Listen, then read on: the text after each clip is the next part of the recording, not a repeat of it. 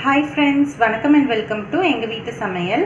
நம்ம இன்றைக்கி வந்து சாக்லேட் பர்ஃபி வீட்லேயே சூப்பராக ரொம்ப சுலபமாக சீக்கிரத்தில் எப்படி செய்யலாம் அப்படின்றது தான் பார்க்க போகிறோம். சரி வாங்க வீடியோக்குள்ளே போகலாம். இந்த 5 இன்க்ரீடியன்ட் சாக்லேட் பர்ஃபிக்கு என்னென்னலாம் தேவை அப்படின்னு பார்த்துருவோம். இதுக்கு வந்து 3 டேபிள் ஸ்பூன் கொக்கோ பவுடர், அதுக்கப்புறம் 3/4 கப் வந்து மைதா, நெக்ஸ்ட் வந்து 1/4 கப் கீ, 1 கப் சுகர், 1/3 கப் தண்ணி. இவ்வளோதான் நம்மளோட இன்க்ரீடியன்ட்ஸ். வாங்க நம்ம ரெசிபிக்குள்ளே போகலாம். ஃபஸ்ட்டு ஒரு பேன் அடுப்பில் வச்சுக்கோங்க. அதுக்கப்புறம் நம்ம வச்சுருக்க 1/4 கப் நெய்யை வந்து ஆட் பண்ணிக்கலாம். அடுப்பை வந்து ஸ்லோலியே வச்சுக்கோங்க. இப்போ நம்ம வச்சுருக்க 3/4 கப் மைதாவை ஆட் பண்ணிக்கலாம். இதில் ஆட் பண்ணிவிட்டு பச்சை வாசனை போகிற வரைக்கும் இதை வந்து நல்லா கிளறி விட்டுக்கோங்க. இப்போ வந்து ஒரு 5 மினிட்ஸ் நம்ம ஸ்லோ ஃப்ளேம்லேயே இதை வந்து கிண்டிட்டு இருக்கோம். இப்போ பார்த்தீங்கன்னா ரா ஸ்மெல் போயிடுச்சு. இந்த மாதிரி டெக்ஸ்டரில் தான் இருக்கும். இந்த ஸ்டேஜில் நம்ம வச்சுருக்க cocoa powder 3 table spoon kho kho பவுடரை ஆட் பண்ணி கலந்துக்கலாம்.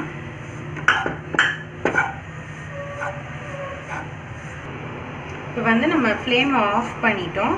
இந்த மைதா மாவையும் கொக்கோ பவுடரையும் நல்லா அந்த மாதிரி மிக்ஸ் பண்ணிக்கோங்க. ஒன்றாப்பில் பண்ணிவிட்டு இதை வந்து ஒரு பிளேட்டில் தனியாக எடுத்து வச்சுருங்க. இப்போ நம்ம மிக்ஸ் பண்ணதை ஒரு பிளேட்டில் எடுத்து வச்சிட்டோம்.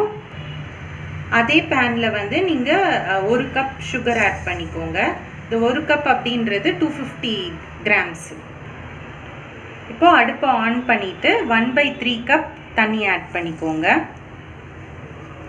இந்த சுகர்லாம் வந்து தண்ணியில் நல்லா கரையட்டும். 1 ஸ்ட்ரிங் கன்சிஸ்டன்சி வரணும், அது வரைக்கும் வச்சுக்கலாம் நம்ம.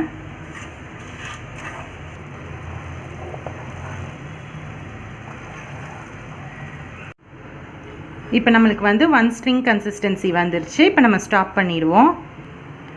இந்த பேனை கீழே நம்ம எடுத்து வச்சுக்கலாம். இப்போ நம்ம ஃபஸ்ட்டே மிக்ஸ் பண்ணி வச்சுருந்தோம் இல்லையா, மைதா கொக்கோ பவுடர் கீ, அதை வந்து இந்த சுகர் சிரப்பில் ஆட் பண்ணிக்கலாம். நம்ம ஆட் பண்ணி இதை வந்து நல்லா மிக்ஸ் பண்ணிடுவோம்.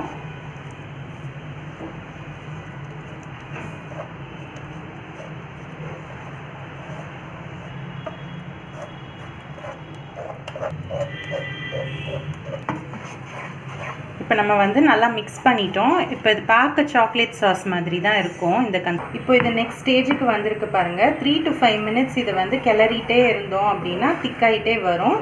அப்போ நம்ம வந்து ஒரு ட்ரேயில் வந்து போட்டுடலாம். இப்போ இன்னும் கொஞ்சம் நேரம் ஆயிடுச்சு பாருங்கள் எவ்வளோ திக்காயிடுச்சுன்னு. இப்போ இந்த ஸ்டேஜில் நம்ம வந்து ட்ரேயில் போட்டுடலாம்.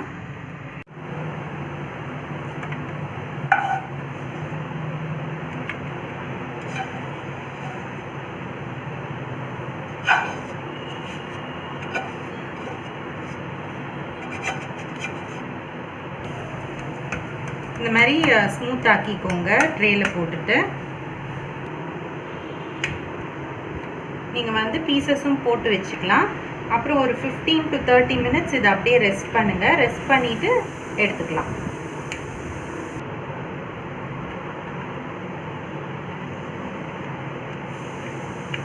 இப்போ வந்து நல்லா ஆறிடுச்சு. நம்ம ஜஸ்ட் இப்படி கத்தி வச்சு தள்ளணுன்னாலே நமக்கு பீசஸ் வந்து செப்ரேட்டாக வந்துடும்.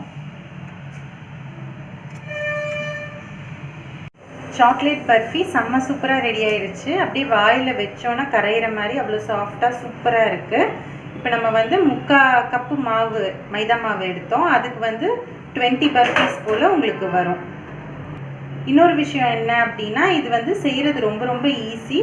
ஒரு 5லேருந்து 10 நிமிஷத்துக்குள்ளே நீங்கள் செஞ்சு முடிச்சிடலாம். ஸோ கண்டிப்பாக ட்ரை பண்ணுங்கள். உங்கள் குழந்தைங்களுக்குலாம் ரொம்ப பிடிக்கும்.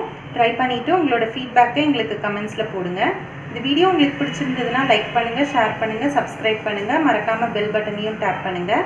அப்போ தான் எங்களோட ரெகுலர் அப்டேட்ஸ் உங்களுக்கு வந்து சேரும். தேங்க்யூ.